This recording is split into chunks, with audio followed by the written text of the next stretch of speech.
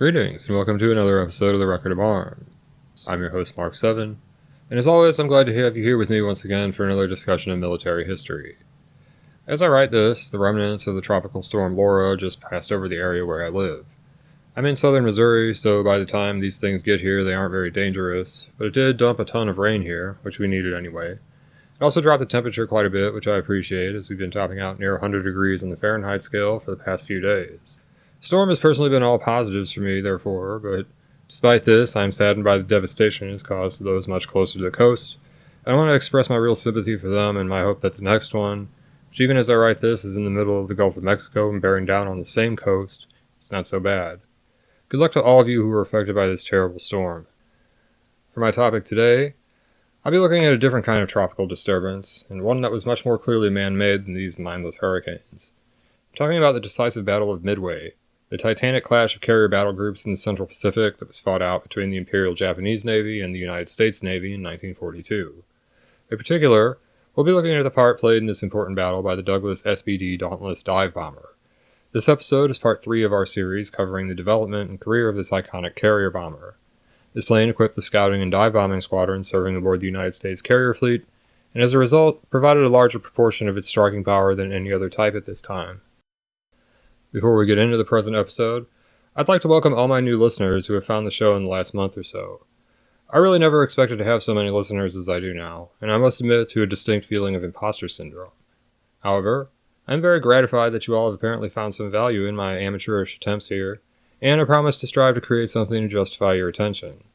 The process of creating this podcast has really added a great deal of value to my life, and led me to make the acquaintance of some very wonderful people online. I'd really like to express my very sincere gratitude and appreciation for each and every one of you who listens to my show. You really do make my life a lot better.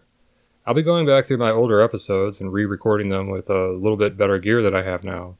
So any of the new listeners are interested, episodes 1 through 20 will gradually be getting this treatment over the next few weeks.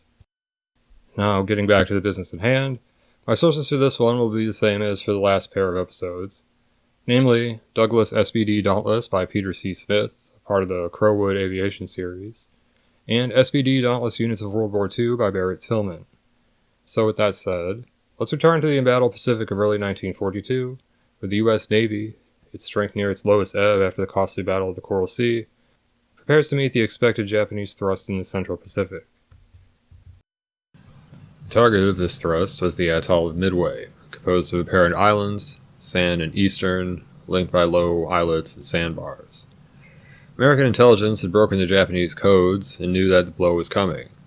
As a result, they were reinforcing the island with as many weapons and aircraft as they could.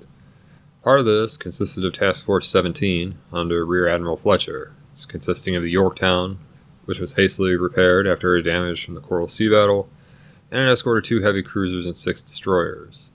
She carried 2 squadrons of SBDs, totaling 35 planes. These were VS-5, commanded by Lieutenant Wallace C. Short, and VB-3, led by Lieutenant Commander Maxwell Leslie. This latter unit had been part of the torpedoed Saratoga's air group and had been left in Hawaii when the carrier returned to the States for repairs. The VS-5 being carried right now had previously been designated VB-5, but this was changed due to the inclusion of the bomber squadron from the Saratoga to avoid confusion. The squadron was in fact the only one of its own air group that the Yorktown would carry into this battle. Thus, the Yorktown carried 2 regular dive-bombing squadrons and no specialist scouting squadrons, an early indication that these 2 roles the Dauntless was designed to fill had quickly been found to be interchangeable. VS-5's pilots were a mix of 10 combat veterans for previous actions and 8 brand new replacements.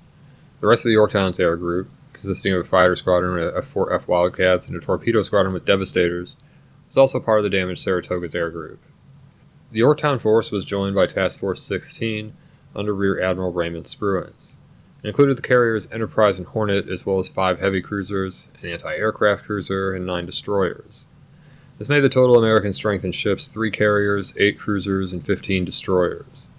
The 2 carriers of Task Force 16 operated 4 SBD squadrons, VB-6 and VS-6 on the Enterprise, and VB-8 and VS-8 flying from the Hornet. These 4 squadrons had a total of 73 Dauntlesses. Most of these were Dash 3 models, with some Dash 2s and even a few ex-Marine Dash 1s. Like the Yorktown, both of these carriers also carried a fighter squadron and a torpedo bomber squadron. Dauntlesses were more than twice as numerous as the Wildcats and Devastators, of which each carrier had about 12 or 15. The composition of the air group of Task Force 16's carriers were thus almost identical. They differed greatly, though, in combat experience. A high proportion of the Enterprise crews were veterans of the early raids against the Japanese outposts and of the Coral Sea battle, while Hornet's air crews were mostly very inexperienced men, as the Doolittle raid was practically the Hornet's only major wartime operation so far. These shipboard forces were supplemented by a Marine air contingent on the islands. These consisted of Marine Aircraft Group 22, made up of a scout bomber squadron, a fighter squadron, and service units based on Easter Island. VMSB 241 was equipped with 21 Vought SB2U-3 Vindicators, 17 of which were in flying condition.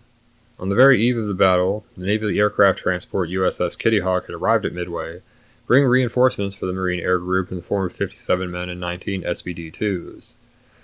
These men, however, were totally inexperienced aviators fresh out of training. Of the Marine bombers, 18 Dauntlesses and 12 Vindicators would be ready to take part in the upcoming clash with the cream of the Japanese Navy's battle-hardened air groups. The fleet that these American forces would go up against was a much more powerful one. A huge portion of the Japanese Navy was on its way to Midway to hit them. Forces taking part in the Japanese offensive totaled 11 battleships, 6 carriers, 17 cruisers, and 52 destroyers, along with numerous submarines and minor surface craft. This overwhelming force was handicapped by a practice that would become a characteristic weakness of Japanese naval strategy. This was the division of the powerful fleet into a number of smaller, widely separated groups that were unable to effectively support one another. As a result, much of this Japanese strength would be irrelevant to the upcoming battle. The issue would be decided between the air groups of the two sides participating in the main thrust near Midway. In this category, the Japanese were still stronger, but not by much, pitting 4 big carriers against the Americans' 3. This was made more even by the inclusion of the Marine Air Group in the balance, which made the strengths nearly equal, though the Japanese had a pronounced edge in pilot skill and crew experience. The Japanese air group composition was also somewhat different from those flying from the American carriers. The Japanese used more evenly balanced air groups aboard their carriers, without the preponderance of dive bomber types found aboard the American ships. For example, the Hiryu's wing at Midway consisted of 18 A6M Zero fighters, 18 D3A Val dive bombers, and 18 B5N Kate torpedo planes. 3 additional fighters were also carried on this ship as part of the fighter force intended to operate from Midway once it had been occupied. This is a reflection of Japanese scouting doctrine. In the last episode of the series, we saw how the Japanese did not carry scout planes aboard their carriers, but instead relied on float planes launched from catapults aboard their cruisers. Since the Americans did rely on scouting squadrons aboard their carriers, and since these were carried out using dive bomber aircraft, the Americans had twice as many dive bombers on their ships as their enemies. The aircraft carriers that fought the critical actions in this battle had become some of the best-known ships in all of naval history. The American ships, along with the rest of her carriers that fought in the desperate early months of the Pacific War, were perhaps the most renowned American naval vessels in all of her history.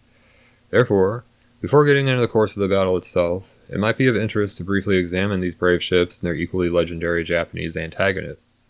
For this section, I'm going to be using some information from the classic Jane's Fighting Ships of World War II. So I'll start with the American carriers. The 3 at Midway were, as mentioned above, the Yorktown, the Hornet, and the Enterprise. These 3 ships constituted the entirety of the Yorktown Class. All 3 were built at the shipyards at Newport News, Virginia. The first, Yorktown, was laid down in 1934, and the last, the Hornet, was completed in 1940. These bore the numerical designations CV-5, CV-6, and CV-8 respectively, which in U.S. Navy nomenclature represents cruiser, C, using heavier-than-air aviation, V. The low series numbers reflects the fact that these are among the first such vessels in American service. They follow the USS Ranger, CV-4, which was a development of the USS Langley, CV-1, which had been a converted collier, whose fate during the Japanese advance through the Dutch East Indies we have examined in a previous episode covering the campaign of the Abda Command. The Ranger was a smaller version of the Yorktown, and difficulties encountered in service by this small ship were instrumental in the Navy's choice to build a few large carriers rather than the larger number of small carriers. This choice was imposed by the restrictions on ships and tonnage included in the Washington Naval Treaty, which allowed the Americans 135,000 tons total in the aircraft carrier category. The tonnage limitations of the Washington Treaty would also result in the design of the remaining pre-war carrier, the 15,000-ton USS Wasp, A ship that was created specifically to use up the remaining carrier tonnage allowed the Americans by the provisions of this treaty. The Yorktown Class was in fact the first one consisting of large carriers built as such by the Americans, as the earlier and larger Lexington and Saratoga, which were CV-2 and CV-3 respectively, had been converted from battlecruisers already building but discarded in the course of the negotiations for the Washington Treaty. The relatively small tonnage of the Yorktowns compared to later designs reflects the need to stay within the tonnage limit assigned to vessels of these class.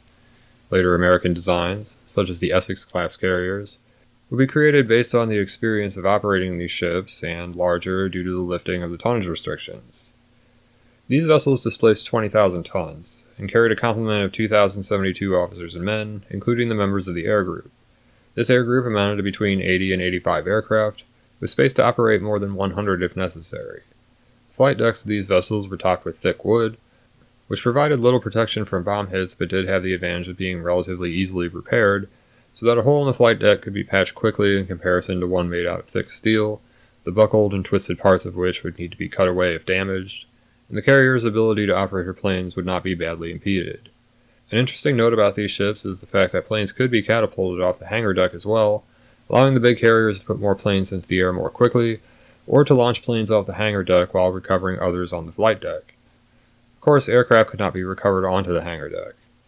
The secondary catapult here proved impractical, however, and was removed after Midway, and no other American carriers have incorporated one. The ship's machinery included 9 Babcock and Wilcox Express-type boilers, powering geared turbines producing approximately 120,000 shaft horsepower. This was sufficient to drive the ship, under perfect conditions, to a speed of 34 knots, a very respectable speed for a vessel of its size. In terms of physical dimensions, the Yorktowns were 810 feet, or 247 meters long overall, with a beam of 83 feet, or 25 meters, and a nominal draft of 22 feet, or 6.7 meters. Armor protection was limited to a partial belt along the waterline covering the machinery spaces, reported unofficially at the time to be about 4 inches or 102 millimeters thick. As a result, these ships were much too weak to stand up to action against surface ships, and like the rest of their kind were kept well back from these kind of threats. Their gun armament was therefore all intended for in-aircraft use, and they entered the war armed with 8 of the excellent 5-inch, 127mm, 38 caliber dual-purpose guns, 16 1.1-inch or 28mm anti-aircraft guns, and a similar number of 50 caliber machine guns. Smaller guns were scattered along the top side of the ship, while the 5-inch guns were mounted in pairs on either side of the flight deck in raised outboard positions built up from the hangar deck, making 4 each fore and aft. The Enterprise, the only one of these ships to survive the war, provides a good illustration of the enormous increase in anti-aircraft armament that would take place aboard ships of the U.S. Navy in the course of the Pacific War. While the number of 5-inch 38 caliber guns would remain unchanged, the automatic weapons armament of the Big E, as the Enterprise came to be called, would multiply enormously. The 16 1.1-inch guns were found to be unsatisfactory early on, and were replaced by no fewer than 40 Bofors 40mm guns. Similarly, the 50 caliber machine guns were replaced by 20mm Oerlikons, of which as many as 50 would be carried. Now let's look at the Japanese carriers that would be opposing the Americans at Midway. There were 4 of these present, ships equally famous as their American counterparts. These were the Akagi, the Kaga, the Soryu, and the Hiryu. The first 2 of these were similar in their provenance to the American Lexington and Saratoga. The 2 Japanese carriers had also been converted from partially built capital ship hulls. The Akagi, whose name translates to Red Castle and denotes a Japanese volcanic mountain, was originally designed as a battle cruiser, the planned sister ship to the Amagi, which was destroyed on the building ways by a powerful earthquake. The Kaga, whose name was that of a historic Japanese prefecture, and which translates to increased joy or increasing joy, was converted from the hull of a projected Tosa-class battleship. In the construction of these ships, their capital ship's origin are much more apparent than those of the American battlecruiser conversions. The American ships built their battlecruiser hulls up from the waterline to the flight deck. The Japanese carriers did not build their sides up in this manner. In 1942, they each had a single flight deck supported by struts built over the superstructure of the old designs, and once one sees this, they do indeed rather resemble heavy surface units with a flat deck built atop the barrelless turrets and central citadel and conning tower. Prior to their more familiar wartime configuration, the carriers had been completed with 3 flight decks superimposed atop one another. The bottom and middle decks were interrupted by the ship's structure and were thus much shorter than the top one. As a result, these could only be used for flying off aircraft and not for recovery. Their short length meant that only relatively lightweight aircraft could get airborne from them, especially the middle deck, which was only 15 meters or about 50 feet long. As a result, these secondary and tertiary flight decks were removed in a later refit. These were both large ships, with the Akagi displacing more than 40,000 tons loaded and the Kaga slightly more than this.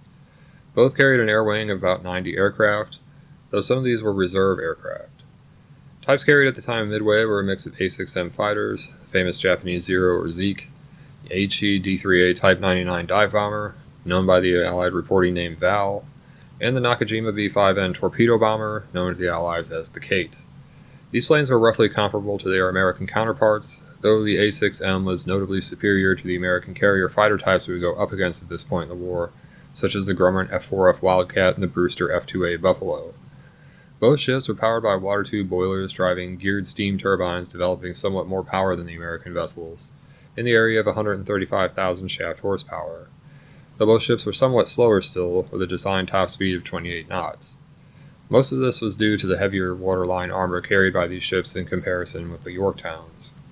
The Akagi, which was the flagship of the Japanese striking fleet in these early portions of the war, was also armed with a comparatively heavy gun armament, carrying 6 200mm or 8-inch guns in single mounts. These anti-surface ship weapons were included should the carrier be surprised by enemy cruisers and forced to defend herself against them. The Kaga also carried 8-inch guns, 10 in number. These were in theory capable of high-angle fire to supplement the heavy anti-aircraft armament, but in practice this proved unworkable, and the 200mm guns remained practically restricted to a maximum elevation of about 55 degrees, making them only useful in an anti-aircraft role against low-flying torpedo planes. Most of the guns carried on these ships were, like those on the American carriers, anti-aircraft weapons. Heavier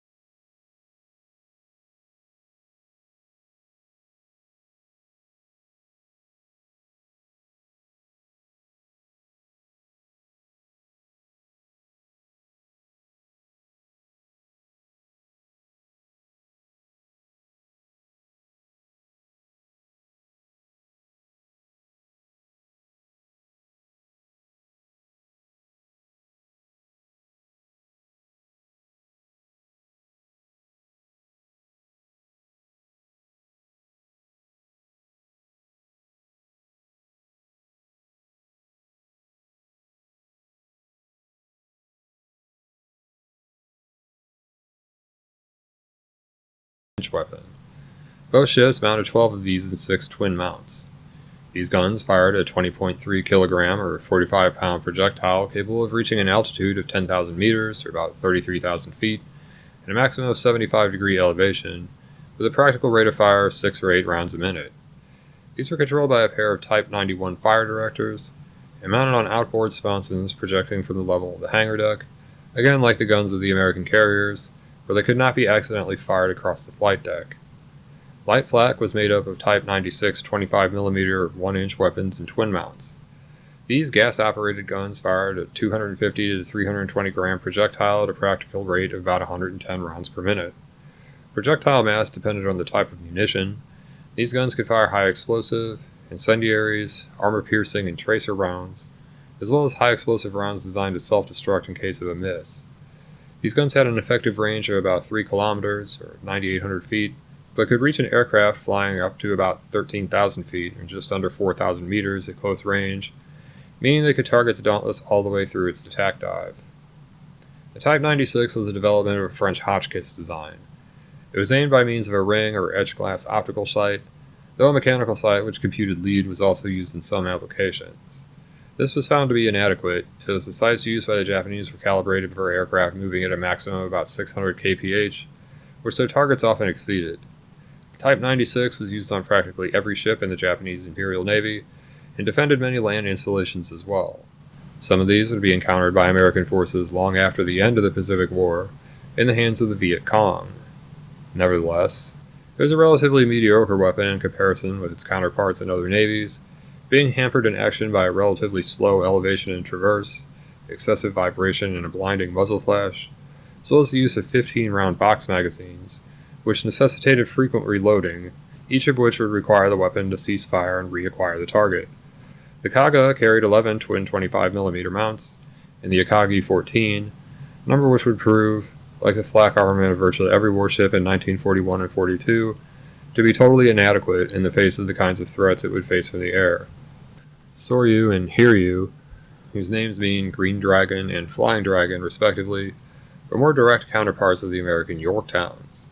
Like the American ships, these are the first big carriers built as such from the keel up to serve in their nation's fleet. Again, like the Americans, their designs incorporated lessons learned from the converted carriers and a smaller predecessor, in this case the Rujo.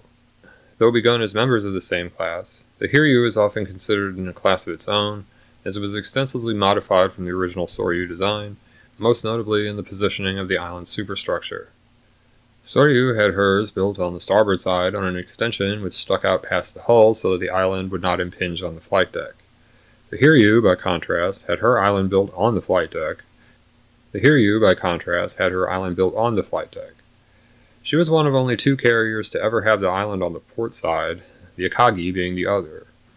This is often said to be the case due to the near universal tendency of aircraft pilots to pull their aircraft up and to the left in case of trouble on landing, which would put a portside island right in their way. The ships displaced about the same tonnage of the Yorktowns, about 20,000 tons loaded. They used a similar machinery arrangement, with 8 Campan-type water tube boilers powering 4 geared steam turbines. Soryu was the world's fastest aircraft carrier at the time of its completion, capable of 34 knots. The normal air group of these ships consisted of 62 to 64 aircraft, a mix of the same 3 types we've seen used on the previous 2 carriers, with a further 9 nominally carried as replacements. Another difference between the two was the degree of armor protection. Soryu had a belt 41mm or 1.6 inches thick at the waterline, covering machinery spaces and magazines only. As their overall design was found to be top-heavy and somewhat unstable, this was increased to 150mm or 5.9 inches over the magazines in the Hiryu, which tapered to 90mm or 3.5 inches over the machinery spaces in the aircraft fuel storage compartments.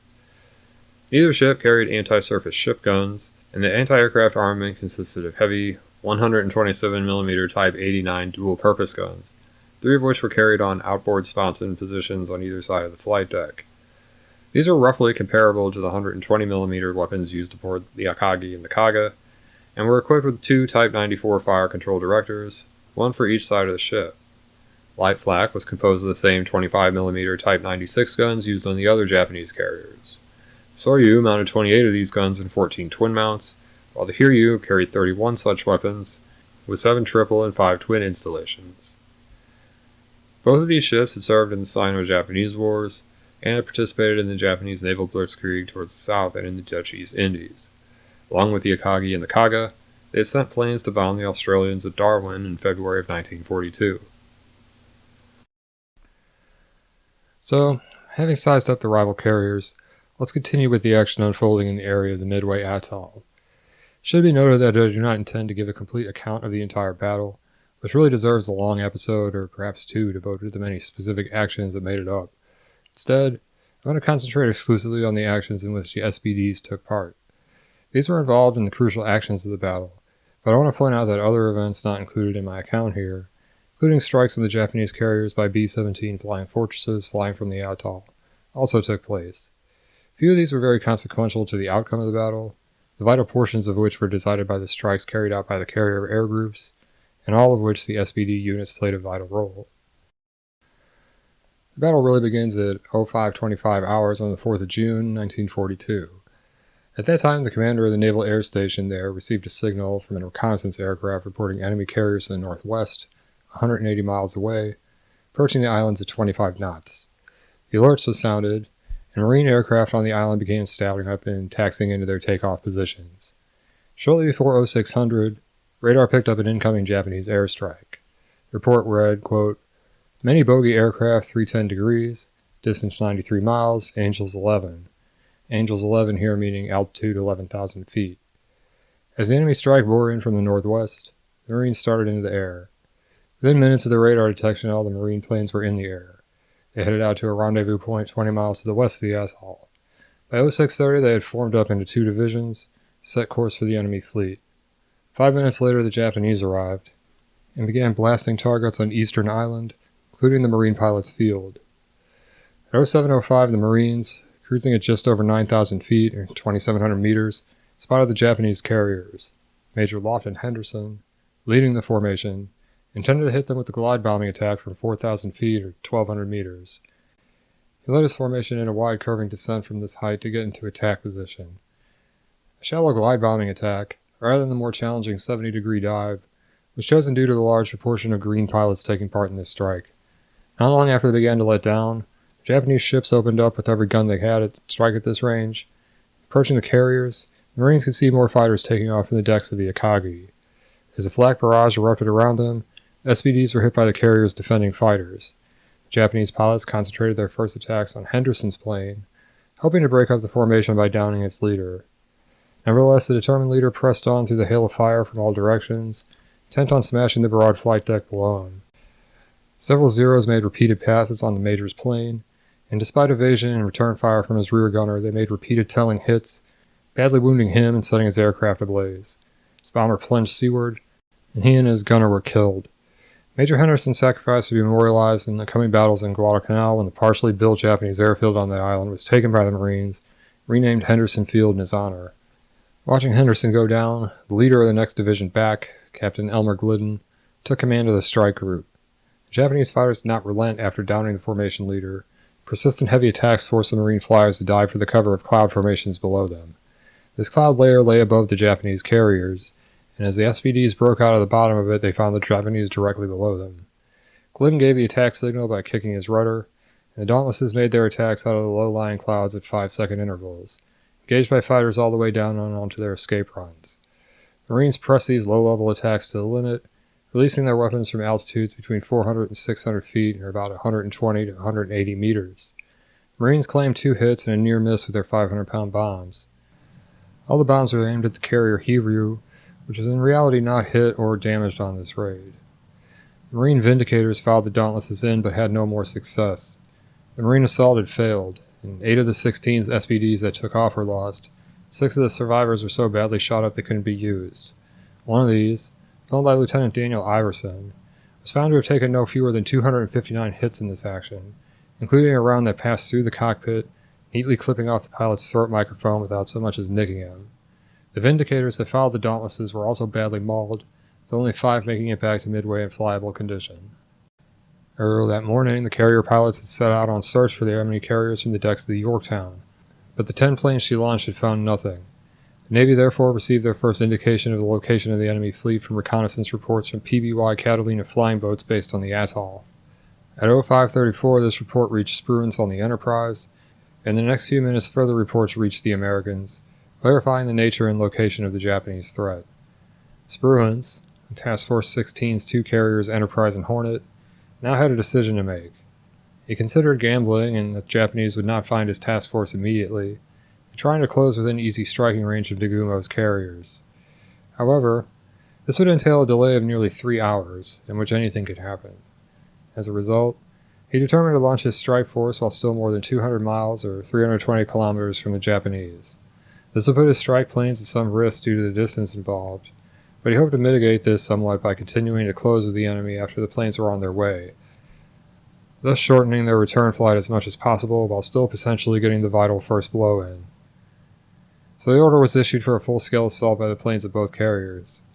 It was issued at 0702 hours, just before the Marines sighted the enemy, and at 0806 the entire attack force was airborne. The Planes launched included 36 SBDs from the Enterprise and another 35 from the Hornet. Task Force 16's airstrike also included 20 F-4F Wildcat fighters, 29 TBD Devastator torpedo bombers. The third American carrier, the Yorktown, was also alerted, but launched her plane somewhat later due to the need to recover her search aircraft. She did launch a strike towards the same target, but her planes did not begin lifting off the decks until 0845. Her air group included 17 SBDs, along with 6 Wildcats in her torpedo squadron. Due to the later launch, and the longer distance her planes would need to cover, the Yorktown strike would not be likely to reach the Japanese until nearly 2 hours after the planes of Task Force 16. Lack of successful coordination would mar this American attack. Even among the strike groups that took off together, most became separated, and the individual squadrons would all make separate approaches and attacks on the Japanese ships. The dive bombers from the Hornet would in fact become so lost that they would all fail to make contact with the enemy and thus play no part in the day's actions. Not all this was due to errors on the part of the Americans, however. Between the issue of the strike order aboard the carriers and their arrival in the area of the target, the Japanese had been under attack by Midway-based aircraft, including low-level strikes by B-26 bombers, and high-altitude bombing from 4-engine B-17 Flying Fortresses, as well as torpedo attacks by TBF Avengers. These were ineffective and did no damage. They caused the Japanese to engage in evasive maneuvering that put them off their previous course, and dispersed parts of their formation, so that they were not where the carrier pilots expected them to be. It also pulled the Japanese fighters defending the fleet down to low altitude. Nevertheless, an almost ideal form of accidental coordination would be achieved. This was accomplished at the heavy cost of the torpedo planes, which contacted the Japanese first and attacked alone. The only squadron of Hornet's air group to find the carriers, Torpedo 8, was annihilated by the Japanese air defense, and only a single man from their crew surviving, left afloat in the sea near the Japanese fleet and witnessed the rest of the titanic battle. Torpedo 6, from the Enterprise, was compelled to attack without fighter protection due to the fact that the Wildcats assigned this mission mistook Hornet's Devastators for their own in the clouds and fouled them instead. They were also slaughtered by the Japanese fighter defense, which cut the slow and vulnerable TBD Devastator bombers to shreds and prevented them from launching a single effective torpedo against the Japanese armada. The ordeal of these unlucky torpedo squadrons, however, pulled the Japanese fighters down to sea level and distracted the fleet's attention from what was going on high above, where the Dauntlesses were able to arrive undetected. This decisive stroke of good fortune put the Enterprise dive bombers, arriving slightly after the Task Force 16 torpedo planes, directly over the Japanese carriers precisely when they were most vulnerable. This was completely unintended, and in fact the Enterprise planes would have, like the Hornets, completely missed the Japanese fleet had it not been for happenstance. Having arrived at the projected position of the enemy at 0930, finding nothing, the Enterprise squadrons began a search pattern towards the southwest, and turning north, searched along the reverse of the projected track of the enemy fleet. As fuel reached the critical point, some of the SBDs already in the air for more than 2.5 hours, they spotted a lone Japanese destroyer, the Arashi. The ship had been steaming towards the northwest at high speed. The American formation leader, Wade McCluskey, reasoning that the enemy ship's high speed meant it was hurrying to rejoin the other Japanese ships, decided to take a chance that she would lead them to the main body of the fleet. He was right, as the destroyer had been off chasing down an American submarine, and having driven the boat down and conducted a depth charge attack, was hurrying to rejoin Nagumo's fleet. The SBDs followed her track, which led them straight to their prey. The Enterprise dive bombers arrived over the Japanese at 1000 hours. At the same time, the SBDs from the Yorktown fortuitously appeared as well. These 17 planes had not become lost, and had flown straight to the Japanese, making up some time due to having abandoned the normal practice of forming up while circling their carrier, and instead joining up en route. They therefore were the only strike group to arrive in position for a coordinated attack. Fortuitously, the third carrier's SBDs just happened to show up at the perfect time to combine their attacks with those from the Enterprise. Arriving at opposite quarters from an altitude of 14,500 feet, or 4,400 meters, the three squadrons went unhesitatingly into the attack, bearing down on the three carriers that were in sight below them. These three, the Akagi, Kaga, and Soryu, along with their screening vessels, were still violently maneuvering in response to the torpedo attacks. The situation on the carriers was the worst possible in which to be facing this assault. Their decks were loaded with armed and fueled attack planes, and the hangar decks full of others in the process of loading with weapons. The fourth carrier, Hiryu, similarly vulnerable, had become separated during the ineffective strikes from Midway and the action with the torpedo squadrons due to her evasive maneuvers, and was over the horizon to the north. By this chance, she was spared the attacks to come. 46 Dauntlesses were thus allowed to conduct nearly unopposed attacks on the Japanese flat tops. 4 of these, belonging to VB-3, were compelled to perform their attacks unarmed, as a lamentable mistake on the part of their carrier's armorers had resulted in their foreplane's electrical arming switches being crossed with the release circuits. These unfortunate pilots, then, were no doubt shocked to find their payloads drop away as they keyed the arming switches, an incredibly frustrating experience that would occur throughout the Dauntless's service. The aircraft of the Yorktown Group's leader, VB-3's commanding officer Lieutenant Commander Maxwell Leslie, was among the victims of this potentially tragic blunder. Nevertheless, he and 3 other bombless SBDs of his squadron bravely plunged down into the danger zone, firing their machine guns for whatever good that could do, and hoping to draw fire from their squadron mates who were still effective. A few of the dive bombers made attacks on the warships of the defensive screens, but 38 of them aimed for the carriers.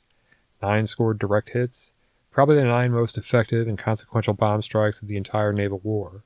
It all happened in under 6 minutes. 20 of the SBDs went after the Akagi.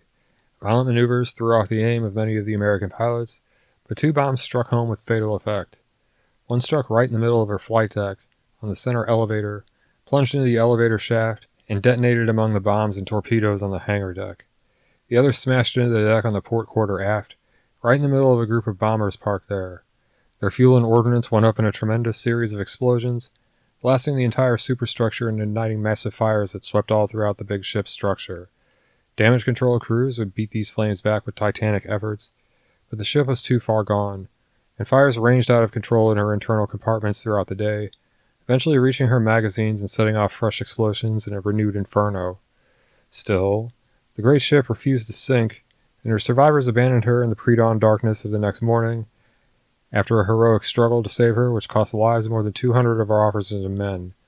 When the last shell-shock survivors were taken off, she was finally sent to the bottom by torpedo salvos from her escorting destroyers at 0500 hours. Akagi drew the attention of 9 SBDs, and threw up an intense AAA barrage and put her helm hard over in a tight turn to starboard. Despite this, 4 of the dive bombers' bombs slammed into her, first hitting the after section of her flight deck, where just like on the Akagi, and landed right in the middle of her parked bombers ranged up on deck. Like those aboard her sister ship, these went up in a tremendous inferno of burning fuel and ordnance. The next crashed into the deck near the forward lift, set off the bombs and torpedoes there. The third hit among another group of planes just forward of the bridge, blowing out the entire superstructure and killing the bridge crew and her captain instantly.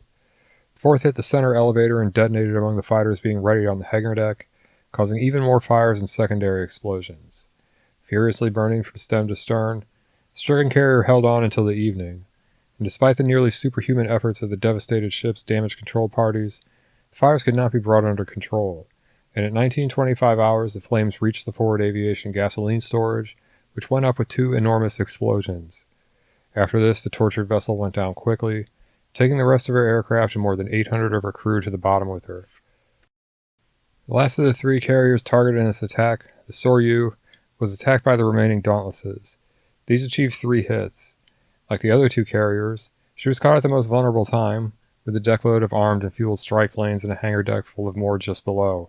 The first bomb punched in the deck just forward of the center deck elevator. The bomb detonated in the elevator shaft with such violence that it blew the elevator right out of the well and threw it into the island's superstructure. The second smashed into almost exactly the same spot, but somewhat ahead into port, among the massed bombers on the deck. Like it happened on the other 2 carriers again, these went up in a tremendous firepall that blasted the entire forward section of the flight deck. The third hit the after portion of the flight deck near the aft elevator, and blew up among the planes on the hangar deck, which like those of her sister ships had been in the process of being refueled and rearmed for the next Japanese strike. The resulting blast set off the fuel and ordnance, and the hangar deck erupted in a cascading inferno of secondary blasts. Flames and destruction raced through the vessel's innards. Before long it was clear that she was doomed. The first bomb hit at 10:25 hours, and by 10:40 she was dead in the water, burning from end to end and periodically racked by further blasts. 5 minutes later the abandoned ship order was given, but the stubborn vessel refused to sink and continued to burn all day, only sinking at 19:15 hours, with her boilers audibly exploding as she headed towards the bottom. Her captain, 717 of her crew went with her. And thus, in the course of a few minutes, the core of the Japanese naval air arm was wiped out. The Japanese fighters, perhaps furious at not having been able to prevent the sinking of 3/4 of their carrier squadron, pursued the retreating SBDs relentlessly on their perilous low-level escape runs out of the area. 18 of the Dauntlesses failed to return from this strike. For this cost, the strongest weapon in the Imperial Japanese Navy arsenal had been critically blunted, and it was never to recover. The Hornet's planes, which had missed the battle, managed to escape almost completely unscathed. 5 of these made it back to their ship, while the remainder landed on Midway, where they refueled. Yorktown's VB-3 also escaped intact, but arrived when the Japanese counterblow, launched from the undamaged Hiryu, was landing on their own carrier. This Japanese attack force had encountered a formation of Enterprise SBDs on their way to the American ships. The Japanese fighter escort had abandoned their charges to attack the American planes, but without success. This left the Japanese strike force vulnerable to intercepting F-4F Wildcat fighters, vectored onto the oncoming formation by radar. Japanese dive bombers were mauled on the way in, making hits on the Yorktown and starting big fires. The returning Dauntlesses witnessed the bombing of their home ship, but were able to land on the Enterprise. The strike on the Yorktown told the Americans that there was still a Japanese carrier, or maybe more, out there, and the Americans were determined to complete their victory by hunting her down. For this purpose, 10 SBDs belonging to VS-5 were sent to scout out the area to the northwest out to a range of about 200 miles or 320 kilometers. This effort paid off, and one of the scouts, flown by Lieutenant Samuel Adams, found the Hiryu 110 miles or 177 kilometers from the Americans, headed north in company with a pair of battleships, 3 heavy cruisers, and 4 destroyers. While the Americans were looking for her, the carrier had managed to put in a second strike, this one with torpedo planes, which put one into the Yorktown, which had further damaged her. Now, however, it was her turn to face attack from the air. At 15:30 hours, a strike group was launched from the Enterprise. 11 Dauntlesses took off, 6 from Scouting 6 and 5 from Bombing 6. One of these was forced to abort soon after takeoff, leaving only 10. 14 more were en route from Bombing 3, however, making a total of 24 set against the remaining Japanese flat top. Of the crews involved, only 1 had not flown in the first carrier-borne strike against Nagumo's carriers that morning. Together, the 24 planes climbed a cruising altitude of 13,500 feet, about 4,100 meters, set off northwards. At 16:30, another strike was launched from the Hornet, including 16 SBDs from Bombing 8 led by Lieutenant Edgar L. Stebbins. Just 20 minutes after the Hornet's planes took off, the bombers from the Enterprise found the Hiryu. Strange though it may seem, the Navy planes caught the Japanese totally by surprise, with only 6 protecting fighters in the air and the rest of our aircrew in the mess hall eating dinner. Along with the accompanying planes from the Yorktown, they climbed undetected to 19,000 feet, or 5,800 meters, circled the Japanese carrier, split into 2 formations. The Enterprise planes would target the carrier, while those from the Yorktown went after the battleships. Despite these instructions, the dive bomber pilots, as they had at the Coral Sea when they found the light carrier Shoho, proved unable to resist the target presented by the wide-open flight deck below them. All but 2 of them, who unsuccessfully attacked the big battleship Haruna, concentrated on the luckless Hiryu. Planes from VS-6 went in first, and were furiously attacked by the few Zeros in the air, who unhesitatingly followed them down in their attack dives and through their own ship's flak. One of them shot down Ensign Fred Weber's SBD on the way down. The Hiryu threw herself into a hard evasive turn, and in combination with the persistent fighter attacks, this threw off their aim enough that no hits were scored. VB-6 went in next, and were also harassed by the fighters, who knocked down the planes of Lieutenant O.B. Wiseman and Ensign John Butler. However, the Hiryu was not so lucky as against the first squadron's attack. VB-6 put 4 bombs into her flight deck in rapid succession, wrecking it and sealing the last Japanese carrier's fate. The first bomb blasted the forward elevator, which, like that of her sister ship Soryu, was blown out of the shaft and into the superstructure. The next 2 punched in the deck amidships, while the 4th fell just forward of the carrier's island. Fires bloomed and spread among the flight and hangar decks, fed once again by aviation fuel and exploding bombs and torpedoes. A massive fireball rose from the ship, darkened into a heavy black cloud, and a pall of greasy smoke joining it to the ship made the stricken carrier impossible to miss for the incoming strike from the Hornet. Lieutenant Stebbins, leading these planes, realized this time that the Hiryu was done for and took his bombers in against alternate targets, which were the battleship Haruna and the cruiser Tone. The intense flak barrage thrown up by these ships and the other Japanese vessels roundabout was sufficient to keep the SBDs at bay, however, and no hits were scored on the battleship or the cruiser. The Hiryu managed to hang on for some time, as the spectacular fires and blasts had not penetrated very deeply into the ship and her engines were still intact. She was, incredibly, still capable of a speed of 30 knots, and at this speed she began to withdraw. She would be launching or recovering no more aircraft, however, and the Dauntless's bombs had ended the Japanese air threat against the American fleet. The fires were not as intense as had been the case on the other three carriers, mainly due to the fact that relatively few combustible aircraft were aboard at the time. Gradually, however, the fires spread, and eventually the engine compartments were cut off by them from the rest of the stricken vessel. The men trapped there died from the heat and smoke, the engines ground to a halt, and as she lost way, the carrier developed a list and began to sink. That night she was abandoned and her survivors taken aboard the escorting destroyers, who then torpedoed her. Still, she refused to sink until the following morning, taking 416 of her men with her. The loss of these four large carriers was a devastating blow to the Japanese effort in the Pacific. Still worse was the almost complete annihilation of their seasoned, veteran air crews. Pilots and crewmen lost in the infernos aboard the carriers were probably the finest naval aviators in the world at the time, and were literally irreplaceable to the Japanese. The fuel and other resources, above all the time, were no longer available to the Japanese to provide the extensive training needed to make elite carrier pilots. From this point in the war forward, Japanese carrier pilots would be distinctly inferior to their American counterparts. Performance differential that would only grow worse and worse as time went on, Japanese losses mounted. These would eventually become catastrophic, and lead to the decision to employ suicide tactics, the notorious kamikaze attack, as the only realistic means of striking the Americans with any hope of success whatsoever. The flyers of the Japanese Army, a separate service, were facing a similar situation, as the crack pilots seasoned by the years of combat in China were ground down by attrition in the Solomons and elsewhere. But the process was nowhere near as sudden as it was for the Imperial Navy after Midway. That morning, they were the strongest naval air power in the world. That afternoon, they were all but impotent. A final, anticlimactic strike was flown against the stricken vessels that evening as they burned in the water. At 1700 hours, the CO of the Naval Air Station at Midway received a reconnaissance report of burning carriers bearing 320 degrees from the atoll, at a distance of 180 miles or 290 kilometers. He asked the CO of the Marine Air Group to deliver an attack, and this man, Major Norris, set to planning the strike. He and his officers preferred a night attack, both to give them time to prepare and since the target would be illuminated by flames and unprotected by fighters. In 1905, the Marines took off with all their available bombers, which amounted to 6 SBD-2s and 5 Vindicators.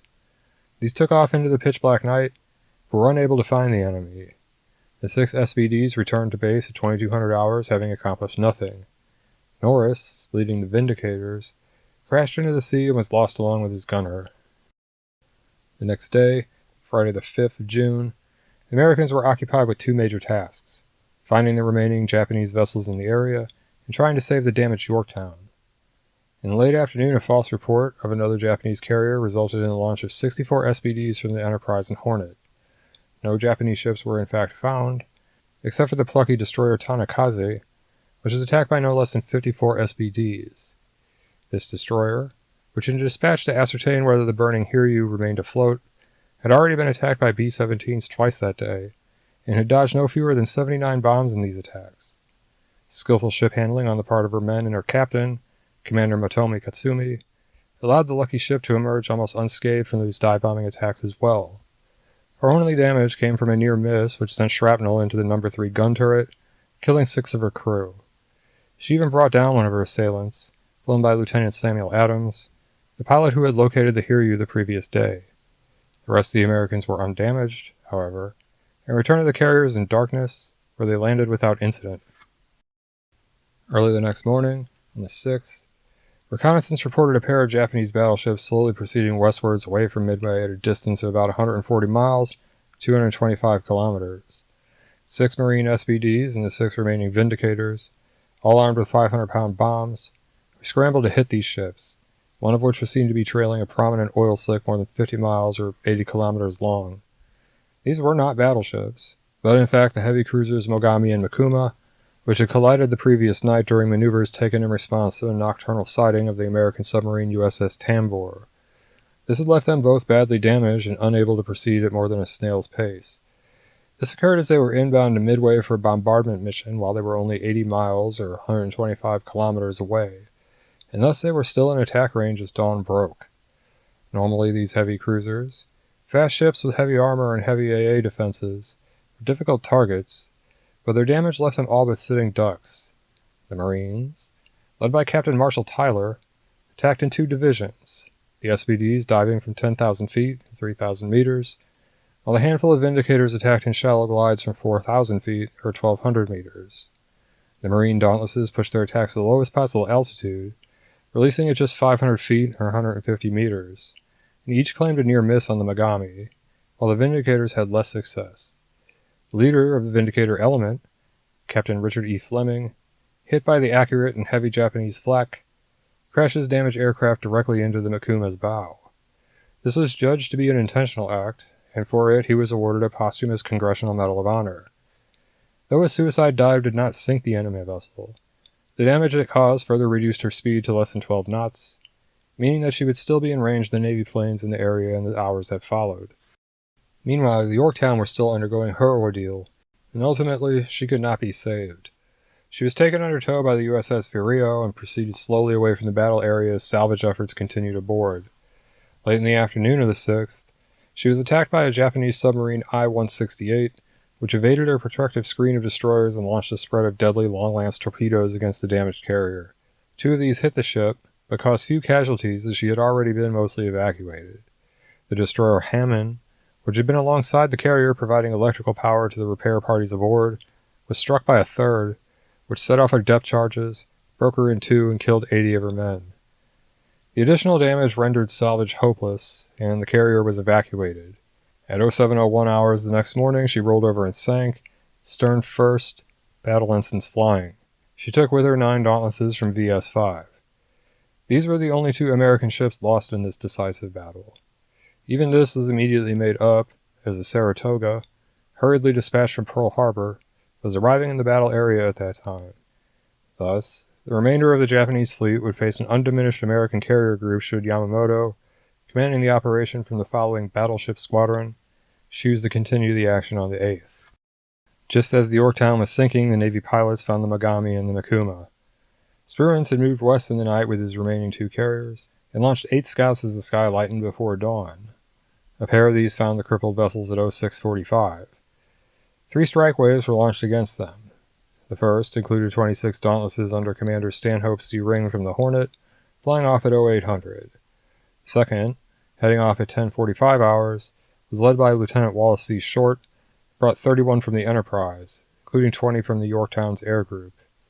The third, departing at 13:30 hours from the Hornet, included 24 SBDs. These arrived at 09:45, 12:30, and 14:45 hours respectively. Each attack was pressed in hard against a heavy flak barrage. Both cruisers were demolished. The Megami took 2 hits in the first wave, one of which slammed into her number 5 turret and put it out of action. 2 more hits were sustained in the second wave, starting ship-wide fires and wrecking much of her topside.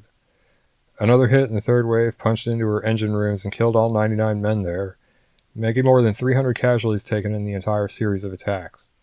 Incredibly, though, the battered ship did not sink, and her remaining men resolutely fought the fires, put them out, and repaired her sufficiently to allow her to limp back across the Pacific to the Japanese fleet base at Truk.